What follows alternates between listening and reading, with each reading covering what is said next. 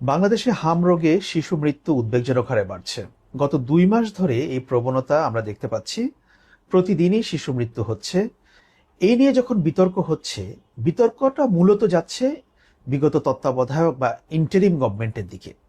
এই ইন্টারিম গভর্নমেন্টের অবহেলা ছিল এমন কথা অনেকেই বলছেন। অনেকেই বিষয়টাকে রাজনৈতিকভাবেও দেখার চেষ্টা করছেন। তৎকালীন স্বাস্থ্য উপদেষ্টাকে দোষারোপ করা হচ্ছে, প্রফেসর ইউনূসকে দোষারোপ করা হচ্ছে।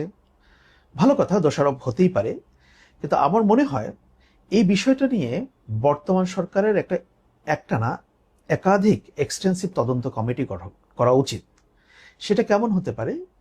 একটা তদন্ত কমিটি হতে পারে এটা সায়েন্টিফিক বা মেডিকেল বা সায়েন্টিফিক ইনভেস্টিগেশন, যে কেন টিকা নেবার আগে এই শিশু মৃত্যুর ঘটনা ঘটলো এবং এখানে নতুন কোনো ভ্যারিয়েন্টের উদ্ভব হলো কিনা। এটা একটা বৈজ্ঞানিক এবং সায়েন্টিফিক বিষয় বা এটা হেলথ ইস্যু।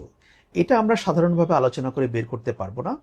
এটা বিভিন্ন এক্সপার্টদের সমন্বয়ে, সরকারি বেসরকারি এবং ডব্লিউএইচওর এক্সপার্টদের সমন্বয়ে সরকার একটা কমিটি গঠন করতে পারে মূলত এই বিষয়টা কি সেটা নির্ণয় করার জন্য।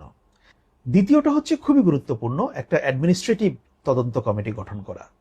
যে এই যে বলা হচ্ছে ইউনূস সরকারের সময় টিকা কেনা হয়নি, বা সেই জটিলতার কারণে যেহেতু টিকা দেওয়া হয়নি বা টিকার কভারেজ কম ছিল, সেই জন্যই এখন শিশু মৃত্যুর ঘটনা ঘটছে।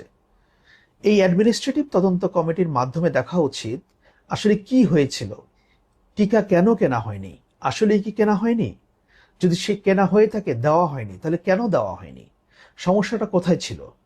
তো তৎকালীন সরকারের সঙ্গে যারা ছিলেন তারা তো এখনো বেঁচে আছেন, দেশেই আছেন। তৎকালীন স্বাস্থ্য উপদেষ্টাও আছেন এবং তৎকালীন যারা আমলাতন্ত্রের সঙ্গে জড়িত ছিলেন, স্বাস্থ্য ব্যবস্থার সঙ্গে জড়িত ছিলেন।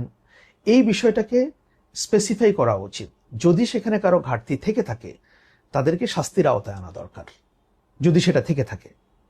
আর থার্ড আর একটা করা উচিত, সেটা হচ্ছে একটা পার্লামেন্ট, একটা ক্রস পার্টি কমিটি করা দরকার, যেখানে সরকার এবং বিরোধী দলের সদস্যরা থাকবে। সেই কমিটিতে বিগত সরকারের সঙ্গে যারা অ্যাসোসিয়েটেড ছিলেন এই স্বাস্থ্য ব্যবস্থায়, স্বাস্থ্য উপদেষ্টা বা স্বাস্থ্য মন্ত্রণালয়ের আরো যারা লোকজন ছিলেন, তাদেরকে ডাকা উচিত এবং তাদেরকে জিজ্ঞেস করা উচিত যে কি হয়েছে, কেন এই পরিস্থিতি ঘটল, তাদের বক্তব্য কি। এবং এই কথাবার্তাগুলো বা এই তদন্ত কমিটির রিপোর্টগুলো জনসমক্ষে প্রকাশ করা উচিত। যদি কারো সেখানে ত্রুটি থেকে থাকে, অ্যাডমিনিস্ট্রেটিভ হোক আর পলিটিক্যাল হোক, তাদেরকে অবশ্যই শাস্তির আওতায় আনা উচিত। এটাকে এভাবে যেতে দেওয়া যায় না। তবে যেটা করা উচিত নয় সেটা হচ্ছে যে প্রতিনিয়ত মিডিয়াতে ক্যারেক্টার অ্যাসাসিনেশন হচ্ছে বিগত ইন্টারিম গভর্নমেন্টের, স্বাস্থ্য উপদেষ্টার এবং সেই সঙ্গে সম্পৃক্ত আরও কয়েকজনের।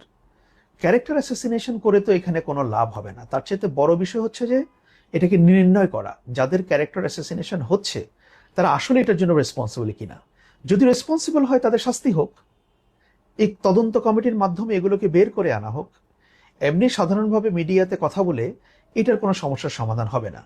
অলরেডি দেখলাম যে বর্তমান সরকারের যিনি তথ্য উপদেষ্টা জাহিদুর রহমান, তিনি বলেছেন যে সরকার একটা তদন্ত কমিটি গঠন করবে। আমি অবাক হচ্ছি কেন সরকারি তদন্ত কমিটি আরো 1-1.5 মাস আগেই গঠন করলো না। কেন এই বিতর্কটাকে, আলোচনাটাকে এত দূর আসতে দিচ্ছে বা এটাকে এন্টারটেইন করা হচ্ছে? তাহলে এটা তদন্ত কমিটি দ্রুত করা হোক এবং দ্রুত সেটার ফলাফল দেওয়া হোক, মানুষ জানতে পারুক যে আসলে কি হয়েছে।